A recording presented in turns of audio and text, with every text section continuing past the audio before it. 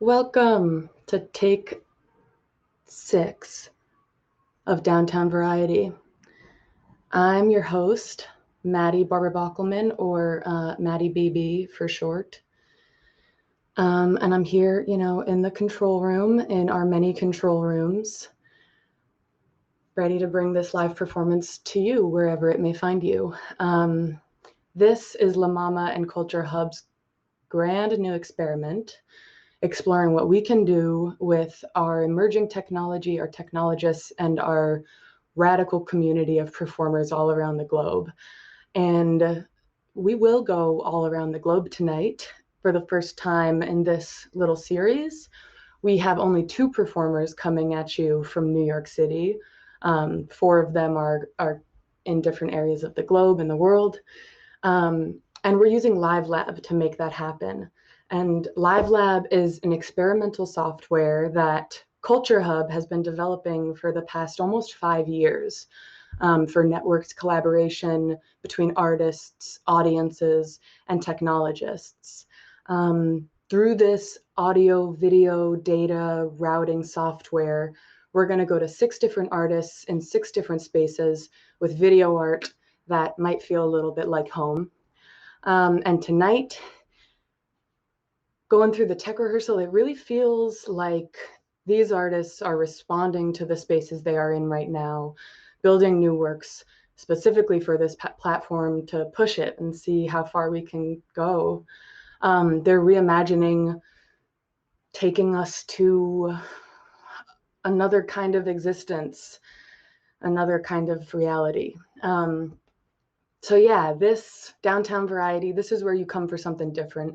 This is where you come to see someone who you don't know, or someone who is different from you, or maybe you're here to see somebody that you know so well and miss so bad.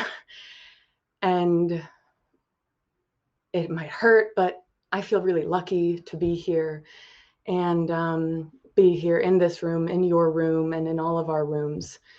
So this is the space that MaMa created back in the 60s and 70s and is still evolving. It's the space that CultureHub was born into. And we're not going anywhere. So yeah, I feel really grateful.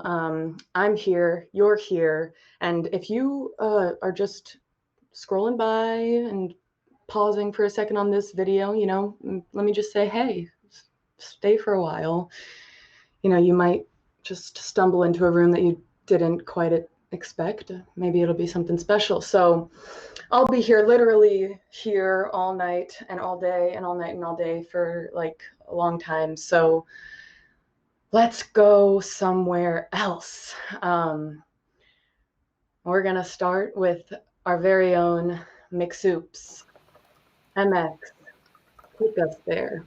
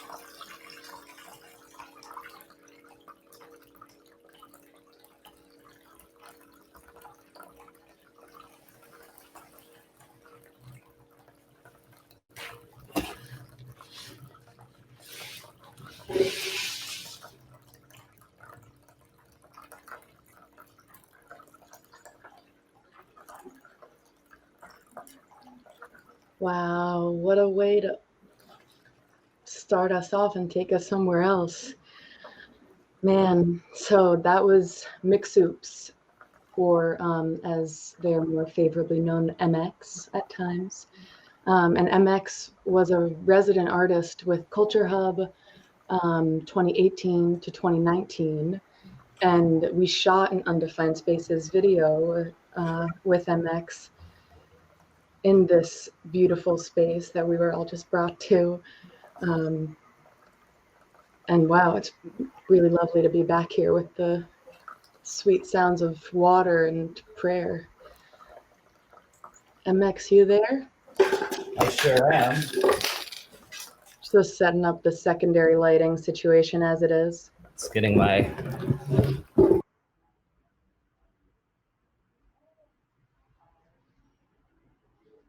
Oh wait, can I hear MX? Is that better? Yeah, I can hear you now. Lovely. Oh my God. You want to do a photo shoot? We're here. You know. Oh, yeah. Yeah, and you said you were experimenting. I mean, this fashion is not a new experiment, right? This costume and these projections. Tell us about what you had here. Yeah, this is a kind of remix of Plasma, a show that I was developing while I was in residence at CultureHub and that premiered at Dixon Place. But the material, all of that nature imagery is stuff that I shot in Guyana and Trinidad, traveling. And it's really about reconnecting to nature. That's why I have all these flowers on and feathers. So the piece was so much about kind of reconnecting something about my humanity and our humanity back into nature so that we can ground there. Mm. And we had the water at the beginning and at the end, and you were saying what were the words and the vocalization that you were doing? Yeah, that is a Sanskrit mantra that is an excerpt from the Upanishads, mantra Pushpam, and it's honoring water as the source of creation. Water being a metaphor for many things, but at least one of them being the flow of our experience. So kind of like no matter what is happening, no matter what we're going through, it is all part of this flow of experience. It is all part of this one flow that we're in. So I just wanted to invoke that in this moment of a rather difficult spot in the flow. Yeah. I mean, I know personally that you have like this super strong, deep daily practice of yoga and these bowls and mantra. And how has it been changing for you being in being quarantined? Has the practice shifted for you? Well, I think because of my practice and training with meditation and yoga, I've over the years had moments of going away, for example, for a month to really focus on practice, which I Mm, am grateful to be able to do. But I've also put a lot of my resource into that. So, in one way, I'm familiar with a lot of alone time. mm, But usually, it's accompanied by the intention to have been there in the first place. So now it feels much more like, okay, how do I till this garden? How do I create some purpose in a space that I didn't necessarily choose? right. So it has been a call to try to go deeper into my practice, but also to go the other way, to share the work. So, for Mm, example, I had a series of 6 albums of guided meditations that I recorded a few years ago about a process of meditating with crystals, using them as a meditation object to learn how to transform our consciousness in various ways. And I thought, they've never been released. Now is the moment. I need to put them out into the world. So this has been a lot of actually sharing work that I haven't otherwise shared. So actually, anyone listening can go to healingsoundmeditation.com, healingsoundmeditation.com, and you can download the first album for free. If you add it to your cart, it's $0. So that's your I'm little gonna do that. for today, That's amazing. because that's the only way we're gonna make it through this, right? Just sharing and sharing resource however we can. Totally. Yeah, and like sharing your lipstick if you would. I mean, what is that? Gorgeous. It's a combination of things. It's a CoverGirl melting point. Mm-hmm. I'll send you a DM. Perfect. Mhm. You're always a mix of an innumerable amount of things, and I think that's, you have an endless well inside of you, and that's lovely that you share it with us. I'm honored to have the opportunity. It's been really always a pleasure to work with you. All right, MX. Love to you. Looking What's forward to the the next? rest of the show. Here we go. Here we go, and away we go, and away we go. First video of the night is pretty special. We have video art on tonight by our very own Yadi Vasquez, who was the lead technician at CultureHub for a number of years and an eternal friend and collaborator. And she was also the lead technician on Panorama, which is having a little reunion tonight here on Downtown Variety, Take 6 of sorts. So her video art will be featured throughout the evening, 3 short pieces. And they have a couple of other stunning collaborators featured in them. So the first is called Bodega, and that is up next.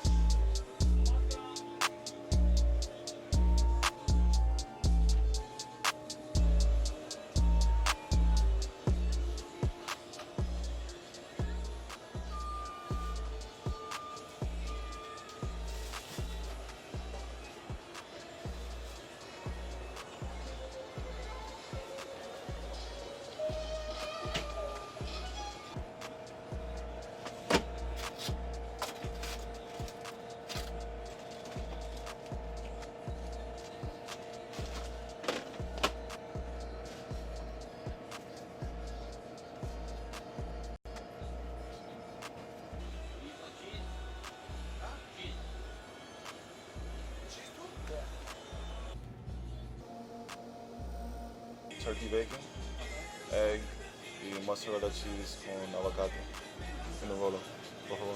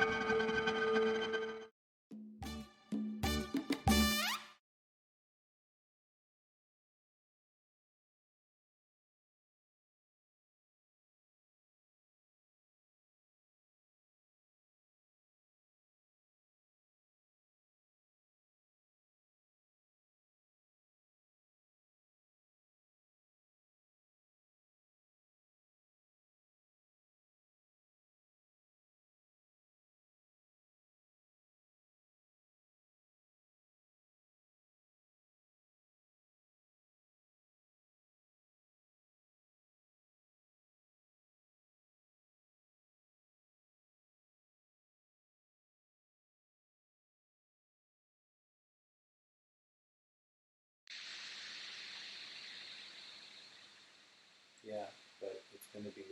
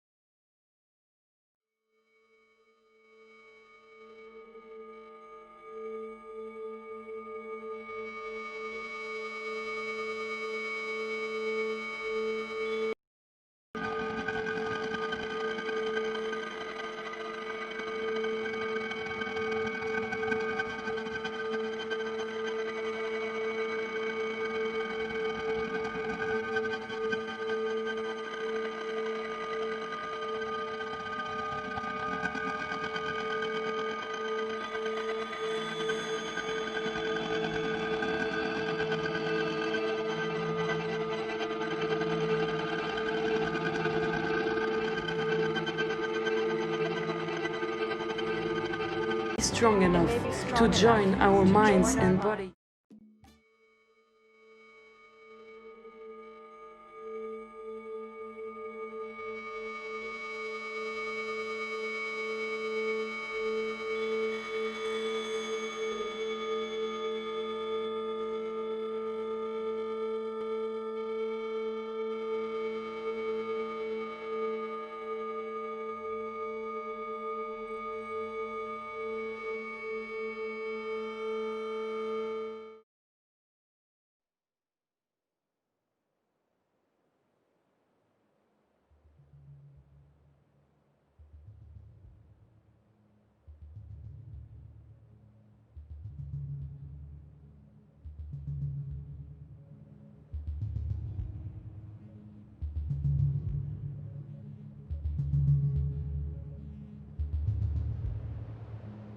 Hey you, Hey, you're in Berlin, right? yes, and you're in France? Yes.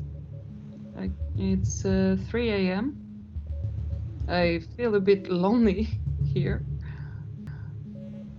I mean, I don't want to complain.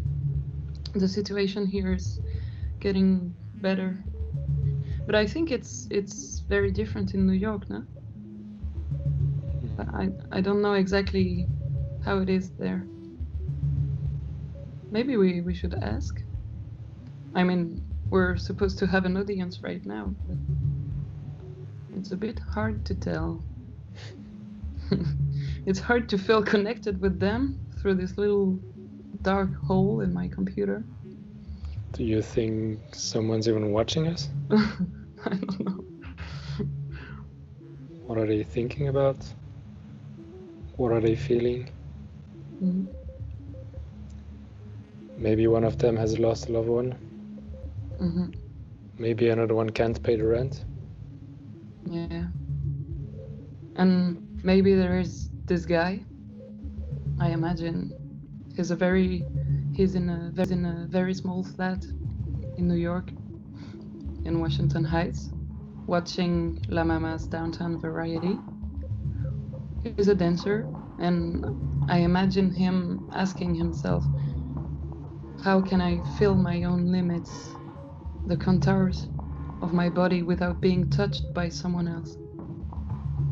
And then he asks, can you still dance without dancing to shape the vacant space between you and another body?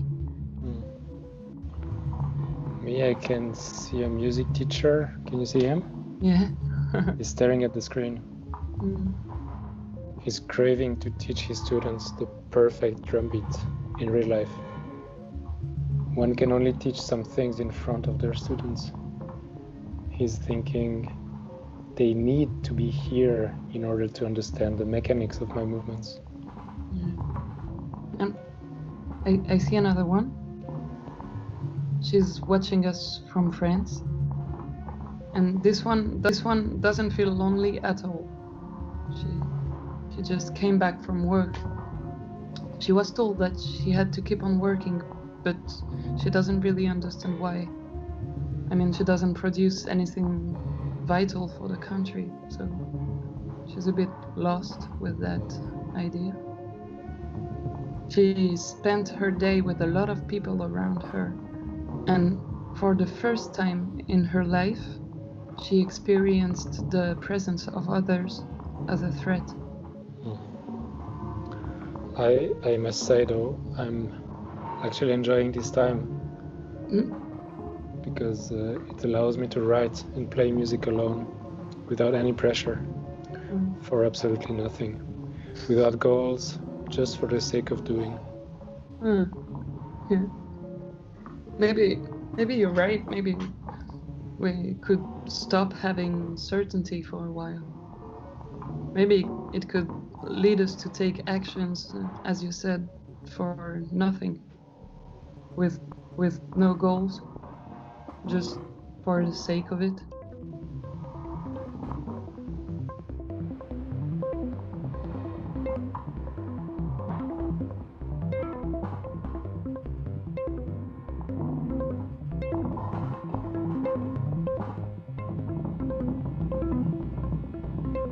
We still have, ahead of us, a few nights, a few empty spaces, or a few blank pages we can fill with our creative strength. We have to take care of our health and the future of our economy. But let's talk also about ecology. Let's talk about social rights. Let's talk about equality of rights. Now that we have an opportunity to stop and think, let us play and invent new rules for the game. The ones in place have been proved wrong enough. Let us now use our extended web of friendship. It may be strong enough to join our minds and body in spite of the distancing rules we now have to accept.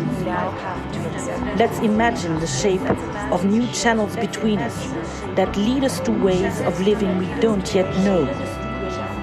Let's not have any expectation for the progress of our days. We don't have any reason to have some, but let's have faith. Faith in our senses and our abilities. Faith in the links that connect one to another. Faith, just for the sake of it. Just one to another. Faith, just for the sake of it. Pour la beauté du geste. Solo per la bellezza del gesto. Vertrauen. Einfach dem Vertrauen wegen. Faith, just for the sake.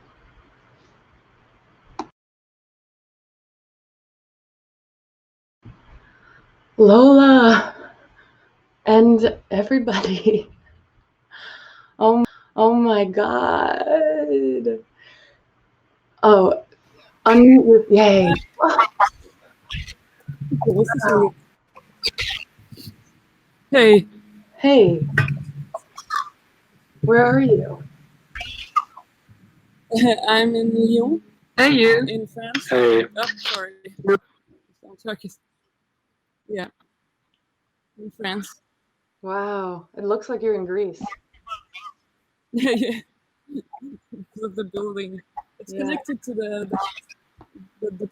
performance that comes after me. Wow. What is it like there? What's the sort of like it's 3 a.m. right now, right? Yeah. Is anybody out?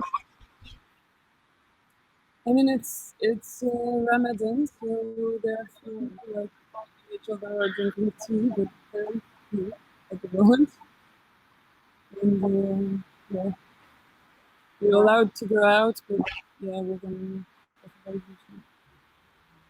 And who's everybody who is with you? Actually, now I live with my. I got stuck here because I came for the weekend and couldn't come back home in Switzerland. So now I'm living with my parents. So before in the province, and there was also my brother and some friends from here. So stunning. Yeah. And then what were we hearing? Hmm? What were we hearing? The soundtrack. I can't hear you well. Yeah. What were we hearing? It's from it's composed by Martin Perret, who is a Swiss musician and composer based in Switzerland and Berlin also. And we wrote a dialogue between us two by emails, and that's what you heard. And also the voices of many friends of ours. There was Christian Turner, also Anna von Bree, Tamara Bacci, Valeria Bertolotto, Enrico Casagrande, Daniela Nicolo from Motus. Some of you may know them, I think. Guillaume Druet from Belgium, Roman Hubin, Salou Sadras, and also my brother, Mathieu Jus. Yeah, and you sort of texted me an accidental response to Martin's soundtrack earlier on WhatsApp, right? Yeah. Yeah. Motus, and then you also were, so you worked on Panorama as it toured, right? And then it's kind of crazy because you were also in Camera Obscura with Pujin, who will be on the show later. And Camera right. Obscura is written by Bob Patrick, who was on the show last week. Yeah, it's all it's a great companionship with La Mama since I came there for the first time with Mutus for the show Panorama that we created there, and I've been amazed when I mean I entered this building and met so many. I mean, it's my new American freak family, and I met so many people I love since I've been loving since yeah. Man, it's so good to see you and have you on this show, and all the way from Lyon, France, where it is 3 in the morning, and Lola's lighting up flares in the middle of the city. Pretty rad, pretty freaking cool. Wow. Yeah. Amazing to see you, Lola, and all your family. I guess I should leave now because we just did it this performance just in front of the police station and also under the security camera. So I think I have to leave now because I'm not really allowed to be here right now. That would be the time. Thank you for inviting me. It was really a pleasure to work on that with all my friends. So it was great. It's beautiful. Thank you. Yes. All right. Wow, that was France at 3 in the morning. All right, so now we are going to the other side of the United States, to California, where we have Peter Mark performing from Los Angeles. So up next is Peter Mark.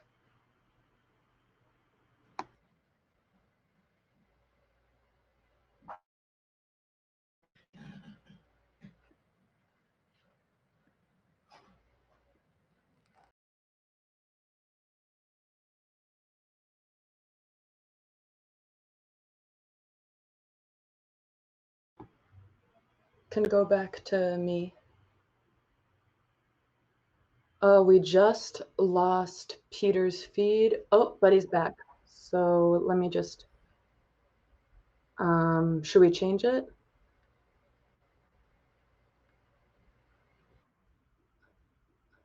Coolio. So we just lost Peter. We just got Peter back. And now Peter is fixing his resolution. But maybe now is a cool time. All right, I'm ready. Okay, Peter says he's ready, but one sec. Yeah, we're trying to create art. We're trying to create experiences that go beyond what we're used to. Not that we're used to anything in this crazy time, but if you want to support this work and help us, we would deeply appreciate it. And at La Mama, you can go to lamama.org/donate to help, or you can text La Mama Live to 44321 to donate. And that's the truth, Ruth. Deandra, should we, or we waiting?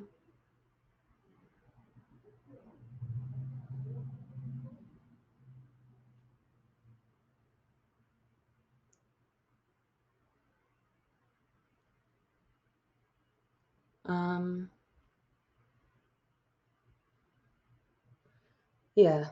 Okay. Here we go. Yeah.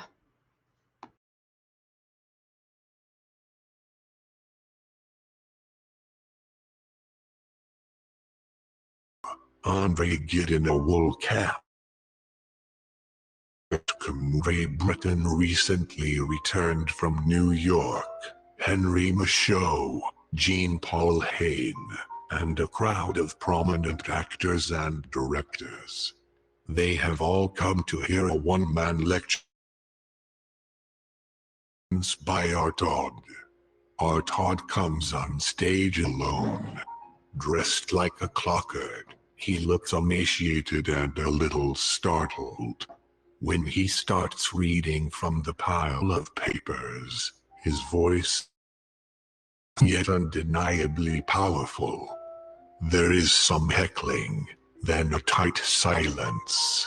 Artaud declaims, whispers, roars, and comes to an awkward pause. He seems to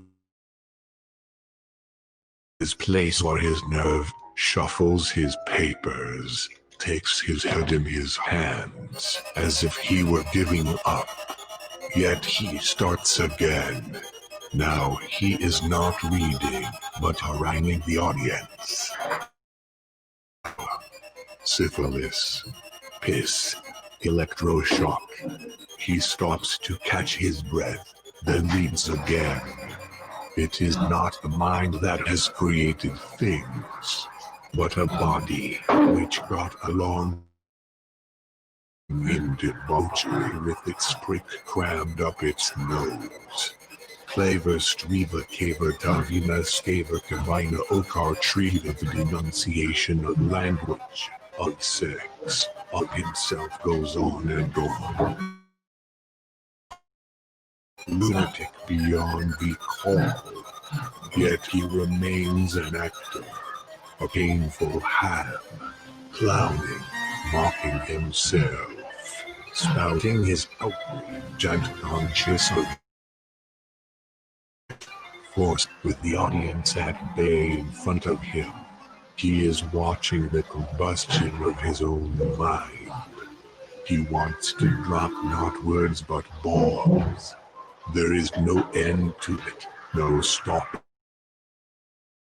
Until he stage and throws his arms around the exhausted performer. From this dream you cannot awake, for it is history, Artaud's performance, tete-a-tete, at the View Columbia Theater in January 1947. He died 14 months later. In the 60s, Artaud became an even more powerful presence than he had been in 1947, and the characters of Paris. His cultural eclecticism had been astute and prophetic. He had concocted a magic amalgam of theatrical style, occult and esoteric knowledge, literary pronouncements, drug cultism, and revolutionary rhetoric without politics. Naturally, the theater felt his impact first. In his collection of manifestos, The Theater and Its Double, Tô com saudade dos meus pais. English Eu tô com saudade dos meus pais. 1958. Eu tenho saudade dos meus pais. Artaud proclaimed Eu tô that com the saudade dos meus theater pais. mobilized Tô com muita saudade. and subservient to the literary Eu tô text, com muita saudade dos meus pais. powerful an agent of cultural and emotional change as a plague. Eu tô com muita saudade dos meus pais. Hunger during the 50s Eu tô com muita saudade dos meus pais. Please, Eu tô com muito. ideas traveled fast. They played a key role in the articulation of the anti-aesthetic mode ultimately named The Happening.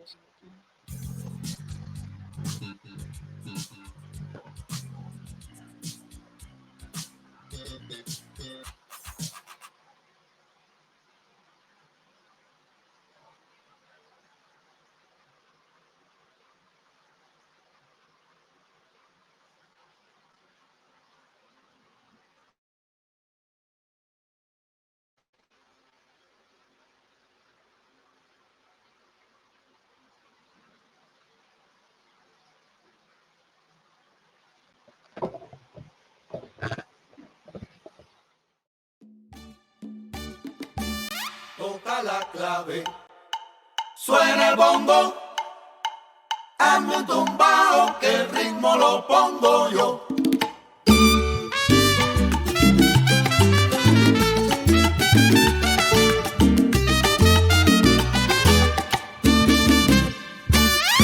Vamos a tocar soneros, toquemos de corazón.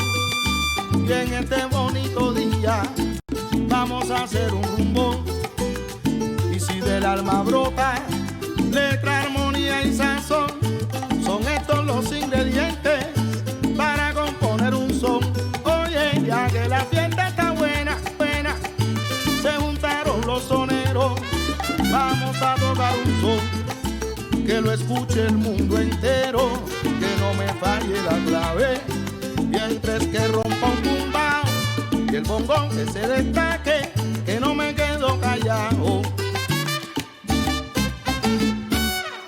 Toca la clave, suena el bongo, hazme un tumbao, que lo demás lo pongo yo. Vaya trompeta.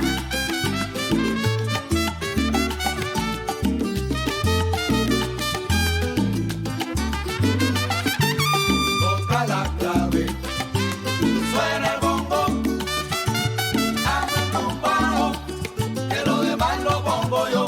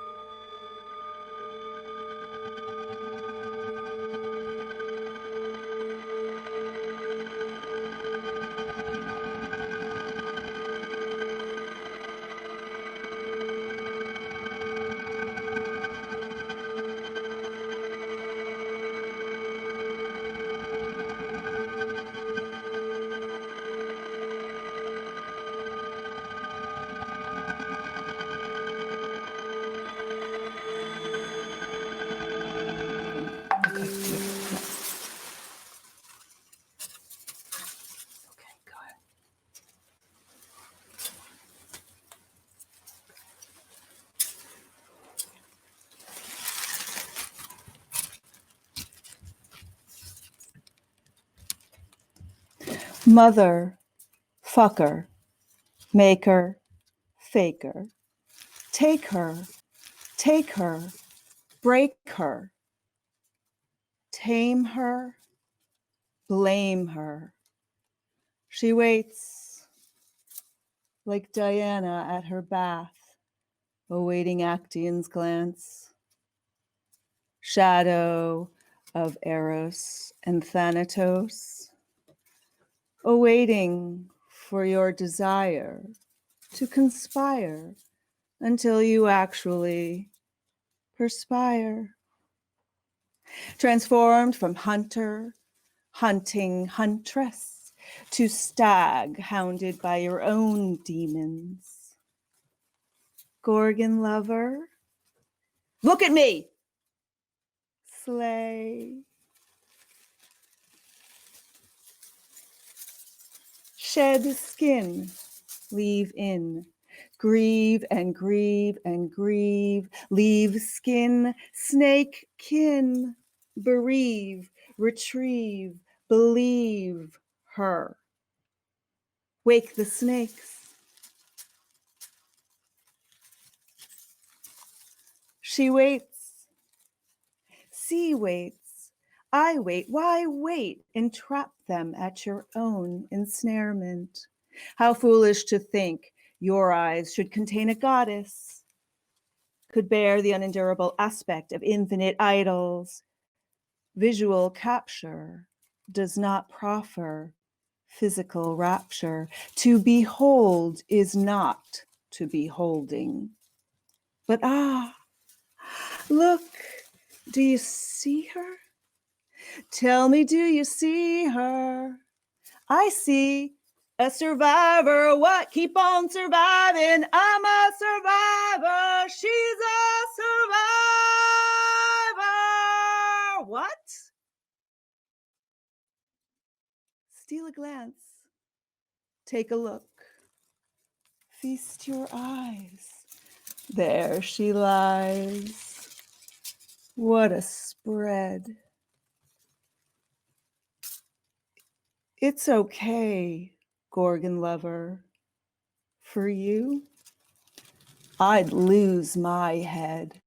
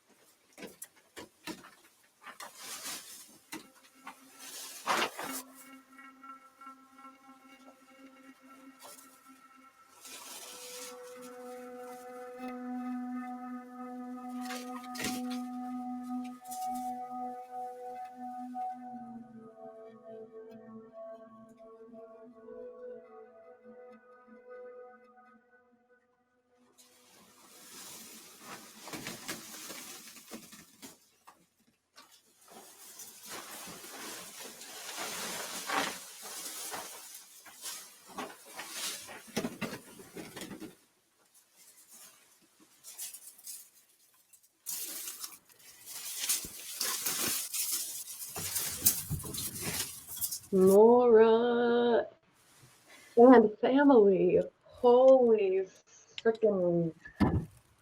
Oh my God. Here she is, Miss Medusa. Holy crap. I'm just thinking, like, what will, you know, like what I did on my spring quarantine. What's up, Mora? Hey, Maddie. Hey. You're glowing. What? I'm glowing. Or maybe that's just the Orby womb behind you that's glowing. that you departed into? Yeah. Just returned from the abyss. Oh, nice. How was it? It was great. Amazing time in the abyss. Holy crap. So you did so much here. I know. Where are you? What are you doing? Who's there? So I'm in a basement, and we're in Rhode Island. This is actually, I grew up in this state, and so I wanted to get closer to my parents once things started to get a little scary, and the kids didn't have school. So we packed up the car and came out here, and I just happened to have all of this with me. Well, some of it. Others, some of the stuff while we were here, our beloved June Maida passed away. Maida-san passed away, who was an amazing artist and resident artist of La Mama and the scenic designer. And one of my sons, Jet, who was on the very first Downtown Variety playing guitar, he and I used to go to Maida's workshop in the basement, and we would cut Can cans. you show a picture of that? I think we have. So yeah, that's us. That was actually maybe how it started. That was a La Mama block party street fair, and there's Eugene the Poogene, who's up next, I think, and Maida and my two kids. And what he would do is take these cans, and he would cut them into these really fine ribbons. This is not a very fine ribbon, but you want to come on screen too? Hey, this is Jet. Jet and I would go to Maida's workshop, and on Tuesday afternoons after school, and we would practice this technique with him. And I was never as good at it as Jet and Maida-san were, but it was a practice actually that I kept up. And so whenever I see cans, I have the urge to sort of turn them into strings. And so when he passed away, I started to make a little homage to him, and decided that Medusa would also have some reclaimed cans in her hair. I think he would. Yeah, just like wanted to honor him. He always really amazed me with his ingenuity, and he would take these ribbons and then build the most beautiful phoenix or other like finely crafted things. Yeah, that's his workshop. So you can see all of those ribbons. That's all just cans he had collected everywhere, and we would do it, every week and not end up with any cuts. He had a really specific technique for it, and so that's me, and that's Jet in there, and actually he's sitting next to Priscilla Smith, who's one of the original members of the Great Jones Repertory Company. So many fond memories in that basement, and now I'm trying to carry a tiny bit of his legacy and honor him in this basement. Yeah. I'm still right next to you in my heart. Okay, yeah, there I am. Yeah, beautiful. I mean, I feel like when people pass on, some of like the final interactions that you have with them start to mean a lot more. But in the middle of March, CultureHub was working on our festival, Refest, and we had to carry like an insane amount of stuff over to La Mama from Great Jones. And so there was one day that we were doing that, loading up a van, and just 5 of us running in and out and in and out.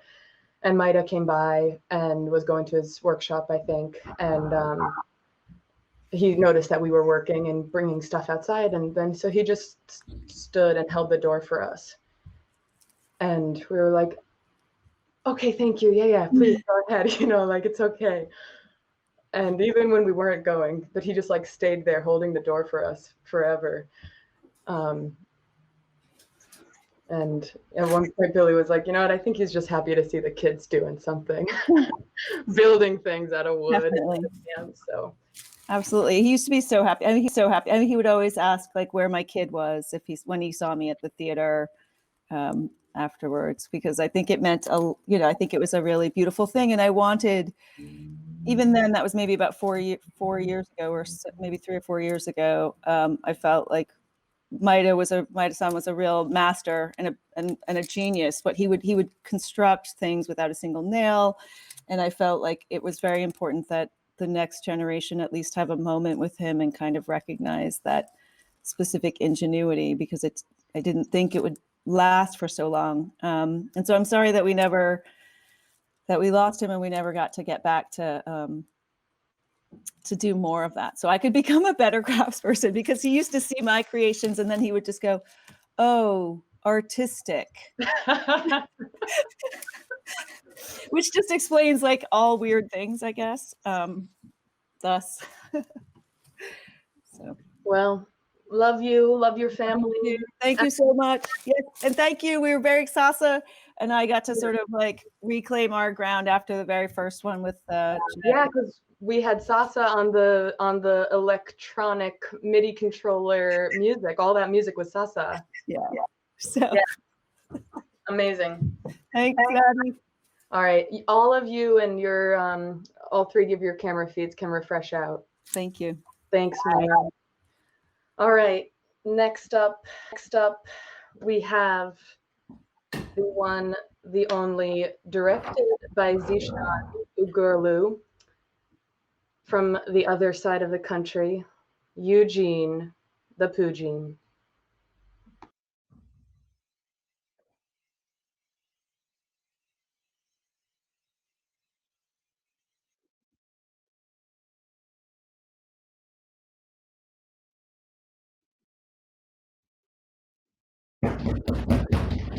I feel trapped, like I'm boxed in. All my troubles, and I can barely move.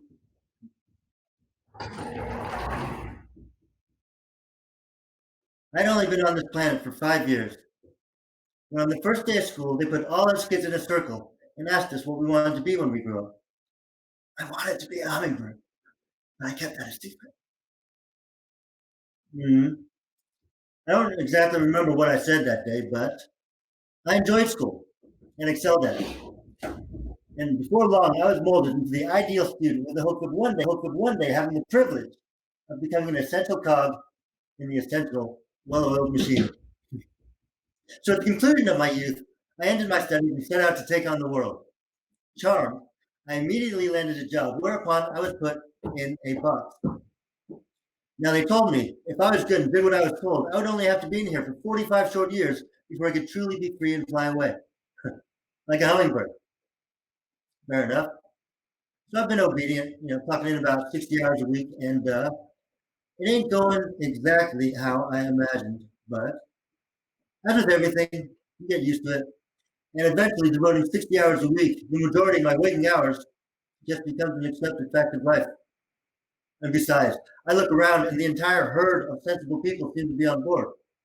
And these people, they love me. They give me 2 weeks off a year and the pay is more than adequate. Free Diet Coke and Cliff Bars, I ain't complaining. Life is good. And then suddenly,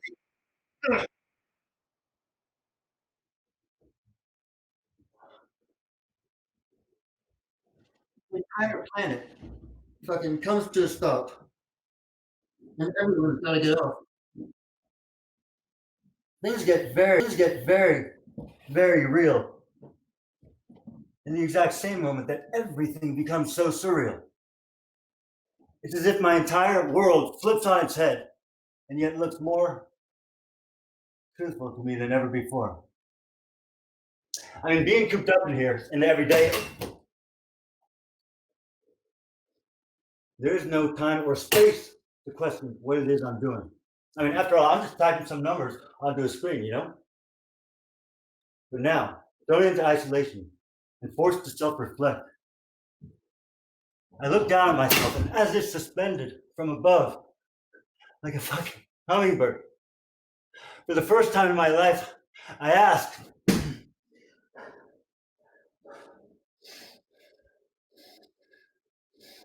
what the fuck am I doing? I mean, I don't remember what I wanted to be when I grew up, but I mean, I'm pretty sure I wasn't making spreadsheets for pharmaceutical companies.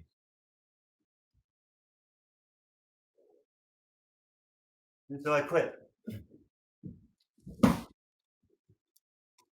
Where I can no longer contribute to a system I believe is toxic. Yeah. I threw out my common sense to make room for what little courage I got, and I became the hummingbird.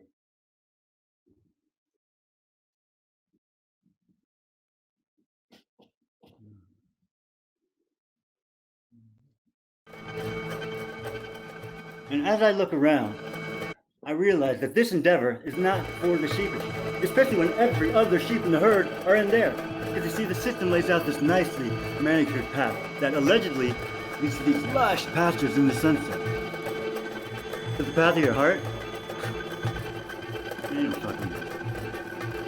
no fucking signs. And there ain't no offering. In fact, there is no road at all. You gotta cut through the thicket and forge your own path. And as you look out into the infinite horizon, there ain't no sunset.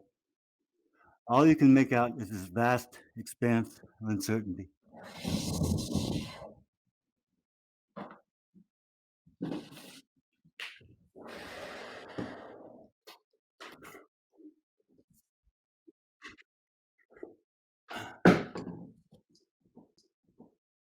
Even more discouraging, I look at my artist friends, my heroes, grow old and broke and hungry, and it's all because they had the courage to not conform from the beginning.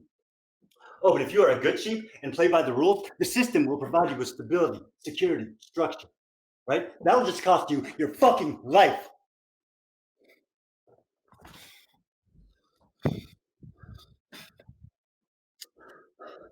As I step back and look at all these different versions of myself, I actually seemed happier in the system.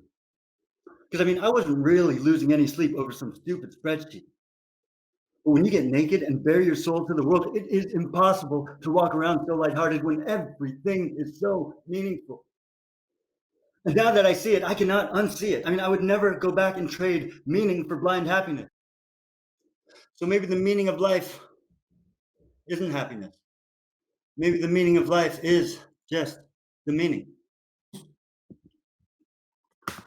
Now, it's very important for me to add that I was a part of it. For 25 years, I worked for the system, so I am in no position to judge any of the people in it. I mean, these are some of the most beautiful, honest, hardworking souls I have ever met. You know, who can really fault someone for wanting to live and die in more material comfort than the artist? Look, I don't hate the player. I hate the motherfucking game. And besides, one can't exist entirely outside the system. I mean, I ain't about to live in the forest and make my own water. We are all complicit. It's impossible to completely wash our hands of it.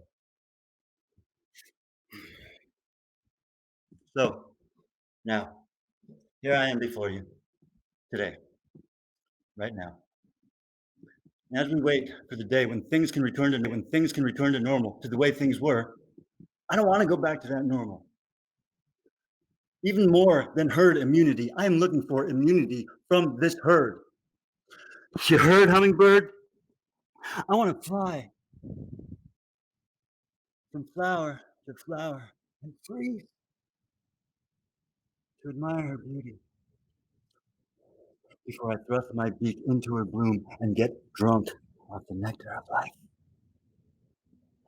I want to evolve with nature, not against it.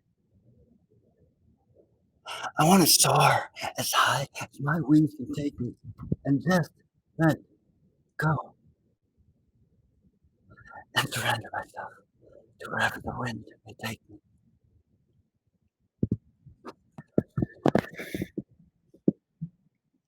And yes, it's scary. And it is scary as fuck to leave what's comfortable. But what should terrify us to the very core of our existence is being at the end of our lives without having lived any of it. And what are we really doing? There is no next life. This is our one life, our one wild and precious life, and it can be more than beautiful. It can be ours.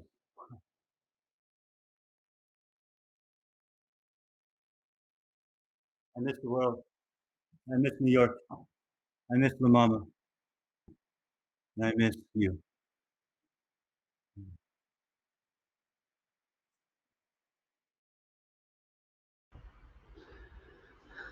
I miss you, Pooh.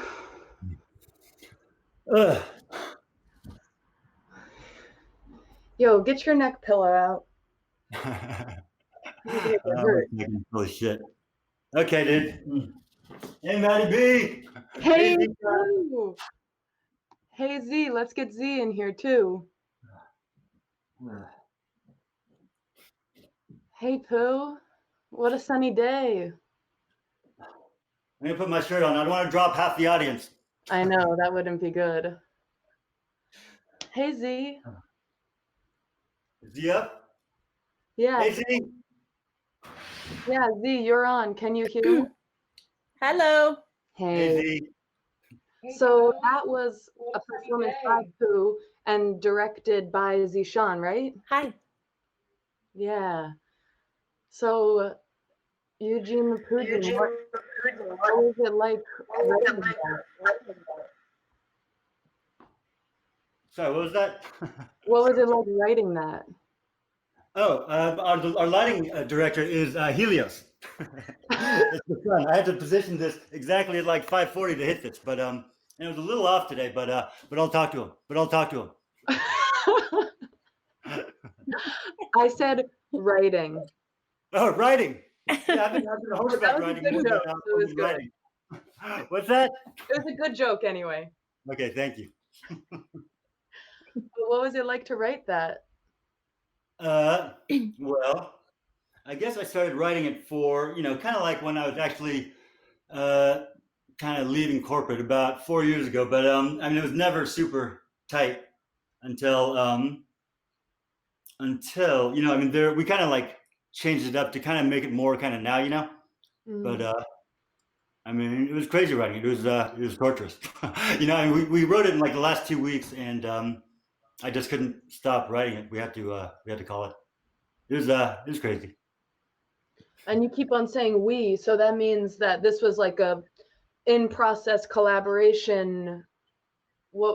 Tell me about that.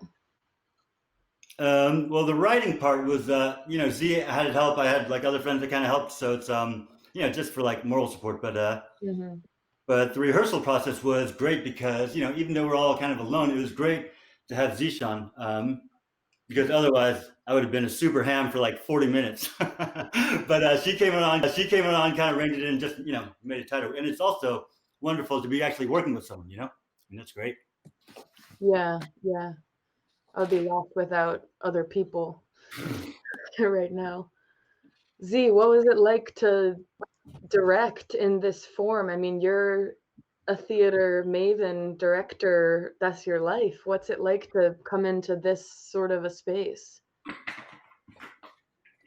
Well, it's interesting because I think in the time of crisis, we are all craving for connection.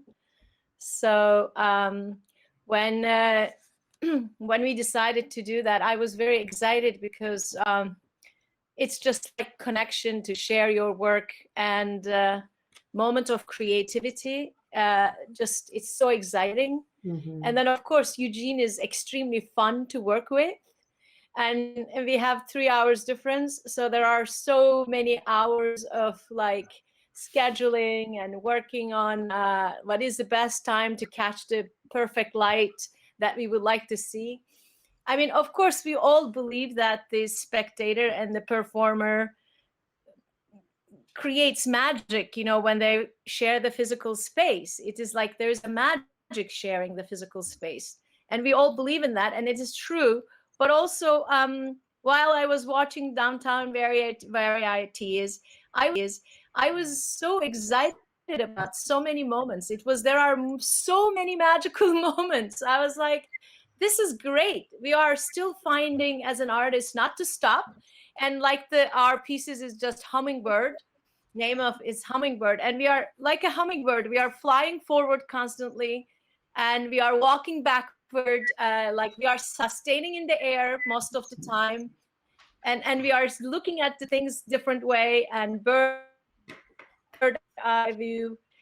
This is just, I think, that very strong desire to connect. And while we are working in the process, of course, it's not the same thing. We are in the room, same thing, but we were discovering other things. Like we were discovering the qualities or the traits of the camera, the close-ups, and paying attention to space. Like there are magic moments were happening. We discovered while he was walking to the other room, we discovered the mirror, we discovered the infinite images, we discovered so many different things. I think creative process, even online, it's pretty much similar to the when we are in the physical space. We have to do the research, we have to discuss the dramaturgy, we have to look at the space, we have to transform the space. So yeah, that was extremely fun, but there are difficulties, technical difficulties. But I am so happy because La Mama is doing that. I mean, La Mama was doing this last 10 years. I recently heard one of those Zoom meetings that I think Schechner said that everyone should share the performances now through streaming. And I was like, oh, La Mama was doing that 10 years since like almost 10 years now. So the La Mama's vision, just entering this world, was not new at all. I did so many online courses through Korea and here. It was wonderful to have this process and the opportunity to share the creativity and to meet with the audience this way. Yeah, it's totally about chasing the magic, because there's like one moment and you're like, oh, wow. Yeah, there's something there. Right. And also, I don't know if Eugene wants to say that. I mean, this is very much to also dedicated to Maida. He inspired us in so many different levels as an artist. So while we were creating that, he was always in our mind.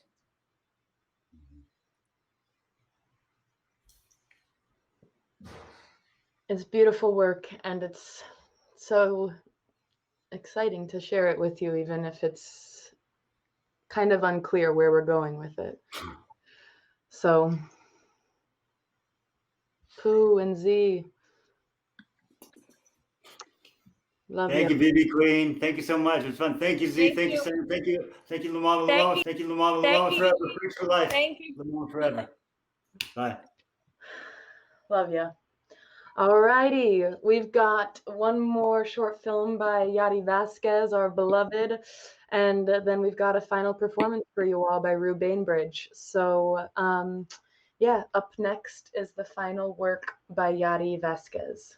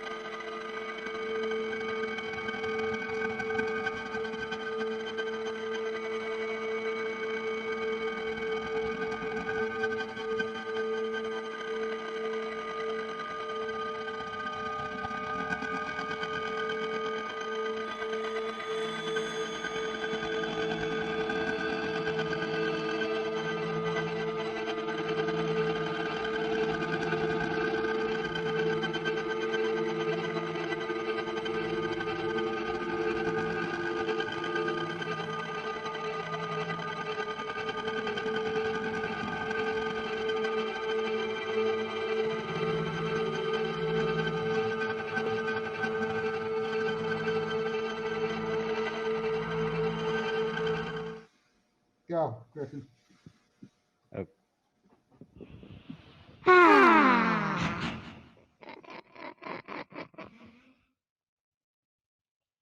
In former times,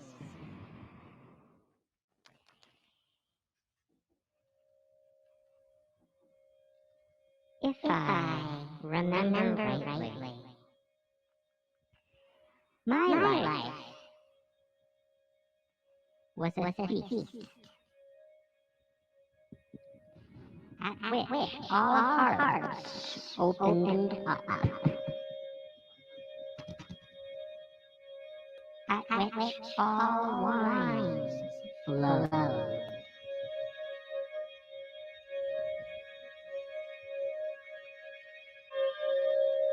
I ended up considering my mental disorder sacred.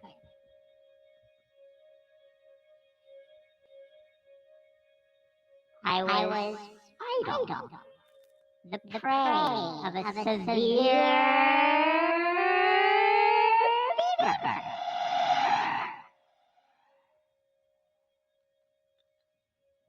I envied the bliss of dumb creatures, caterpillars, that represent the innocence of limbo, and mold, the sleep of virginity.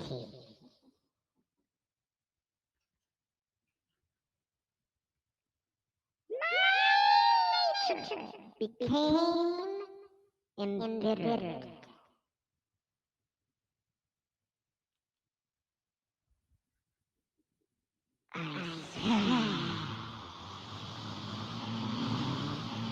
Farewell to the world in some kind of song.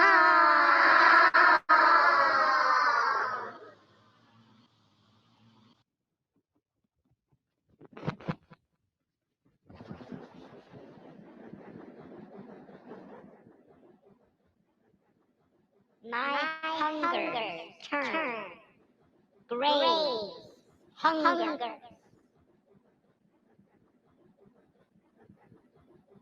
On the meadow of sound. Devour the flintstone! Crush the ancient stones of churches.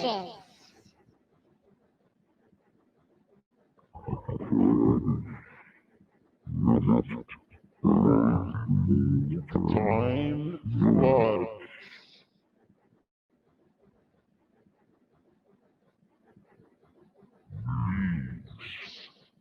Scattered.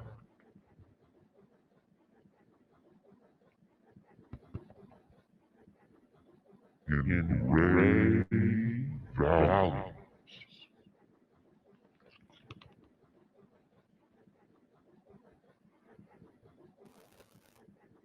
I loved the Wilderness.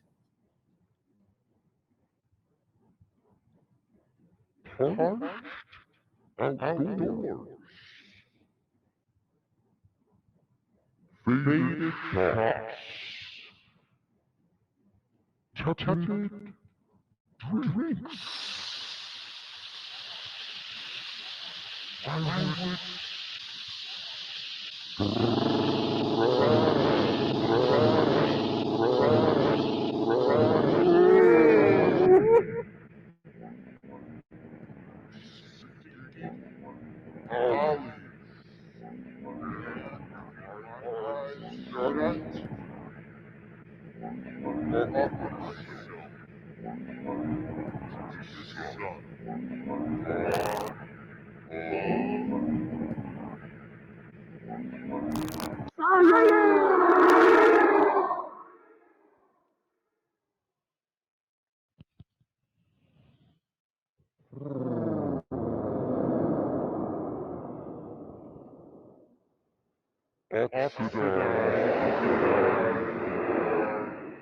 Oxidize the gargoyles. Fill the boudoirs with the burning powders of rubies.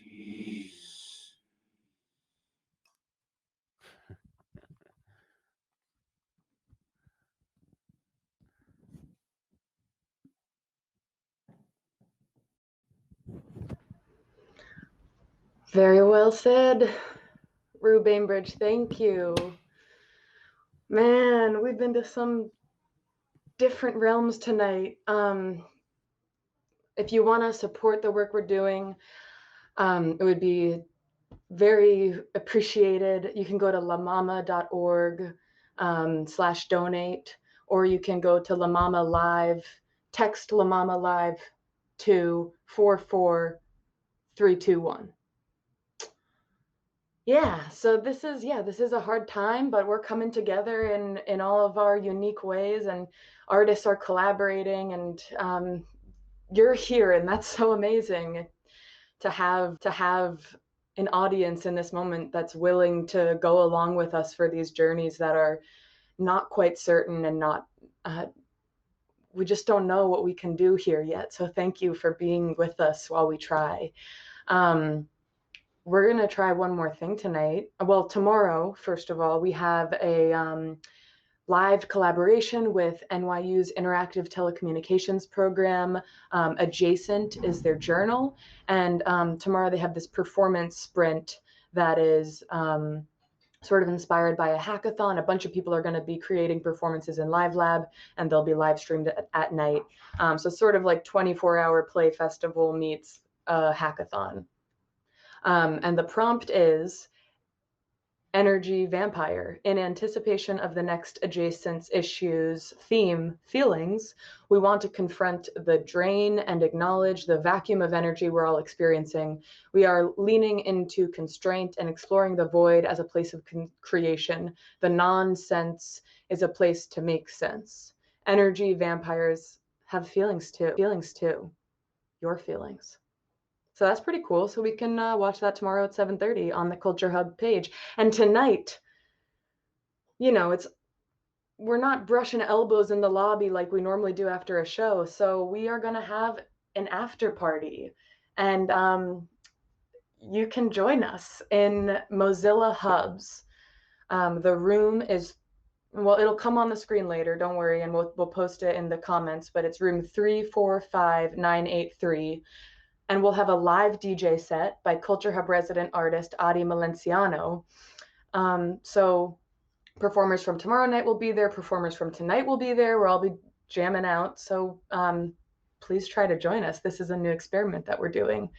As always, I'm grateful to be here, and I'm so glad that you're here with me.